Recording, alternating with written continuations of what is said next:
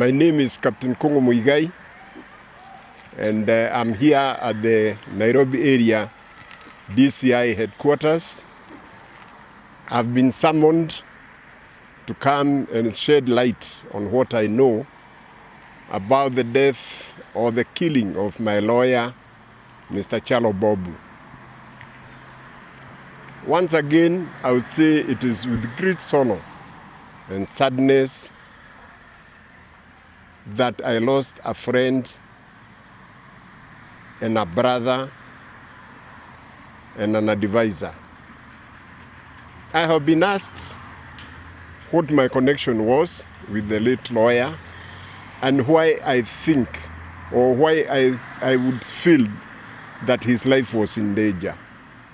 As I have explained before, me and the late Chalo, we were dealing with what I can call a criminal enterprise, composing of senior judges in this country, led by the Chief Justice, Martha Koome, Supreme Court judges, Mohamed Ibrahim, Joki Dongo, Isaac Lenaora and William Ouko, and Court of Appeal judges, Daniel Musinga, Makadia, Orekantai, Kadhurima Muinoti, Mativo, and Tuyot.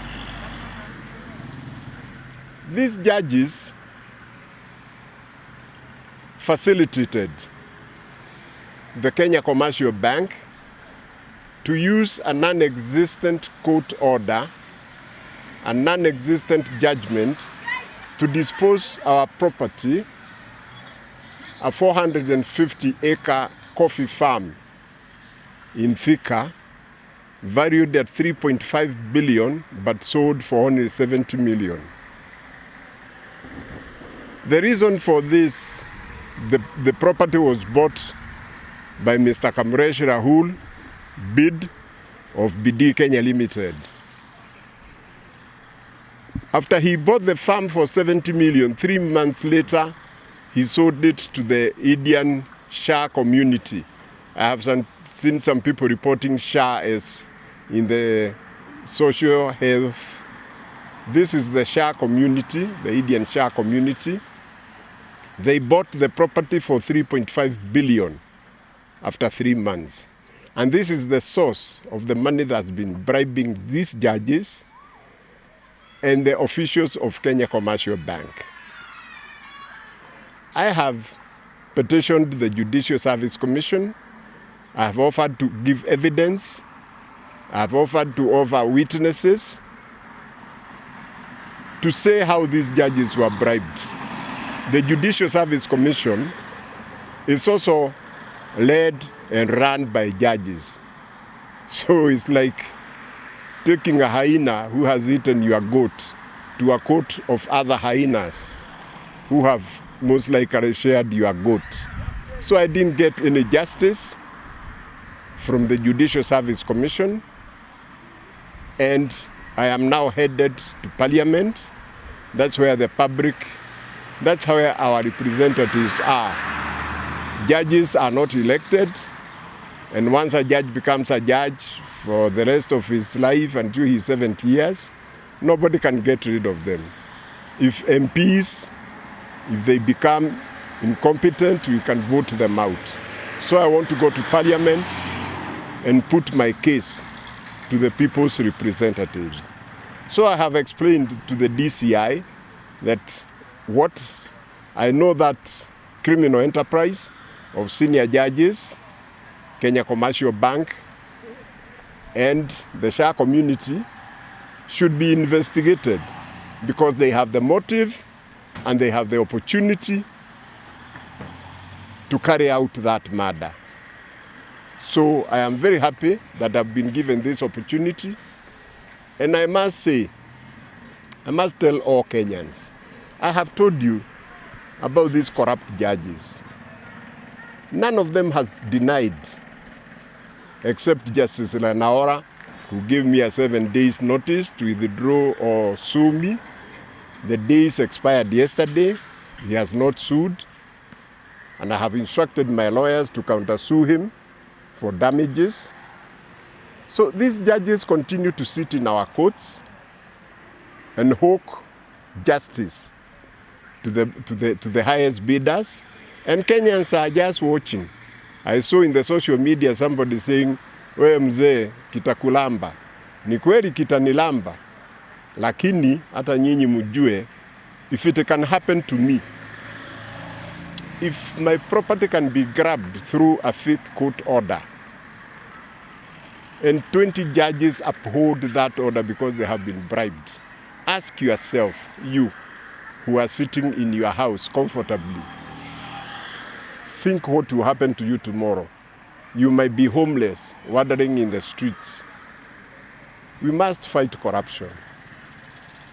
We must, for the sake of our children and grandchildren, we must fight corruption in this country.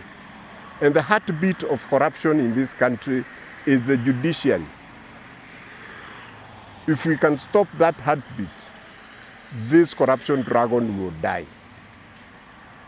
And Kenyans, you owe it to our youth, you owe it to our children and grandchildren.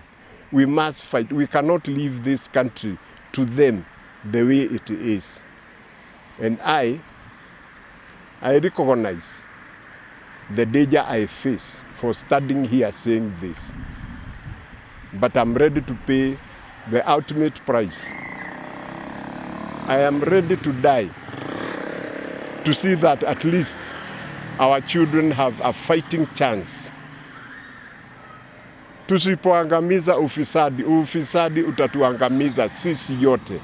And I, as Kongo Muigai, I am ready to lead this war against corruption, starting with our judiciary. Because as long as the judiciary is corrupt, we cannot eliminate corruption in this country. My petition to Parliament has already been accepted, and it will go through the due process, and I expect to be invited there to present it.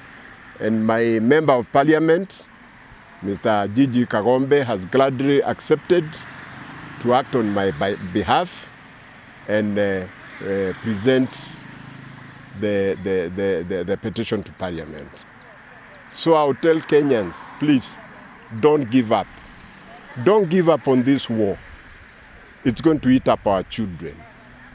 So a luta continua. A luta continua. The struggle continues. I would like to plead.